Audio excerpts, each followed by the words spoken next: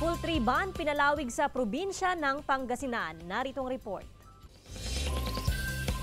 Pinalawig ng probinsya ng Pangasinan ang temporary total poultry ban sa 17 probinsya. Kabilang rito ang mga probinsya ng Bulacan, Pampanga, Nueva Ecija, Tarlac, Laguna, Sultan Kudarat, Benguet, North Cotabato, South Cotabato, Maguindanao, Isabela, Quezon, Kalinga, Aurora, Ilocos Norte, Capiz at Batangas. Ibig sabihin, bawal munang magpasok sa probinsya ng Pangasinan ng mga livestock gaya ng pato, pugo, kals, kalapati, manok panabong, iba pang klase ng ibon at byproducts nito mula sa nasabing mga probinsya. Hindi pa po na-uplift yung kanilang red zone pagdating ma'am sa AI section. To ensure ma'am yung ating province na ma-maintain po natin yung AI free. Asahan din umano ang mas mahigpit na animal quarantine checkpoint sa borders ng probinsya upang mamonitor ang mga dokumento ng mga produktong ipapasok sa probinsya. Hindi naman maiwasan ng ilang poultry breeder gaya ni Gilbert mula Mangaldan, Pangasinan na mangamba, kaya binabantayan din nila ang kalusugan ng kanilang mga alagang manok. Ito, pag bagong hatch to,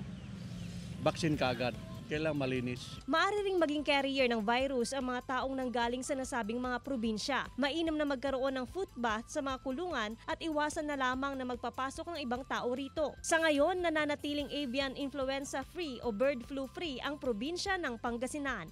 John Punsoy para sa Mornings with GMA Regional TV.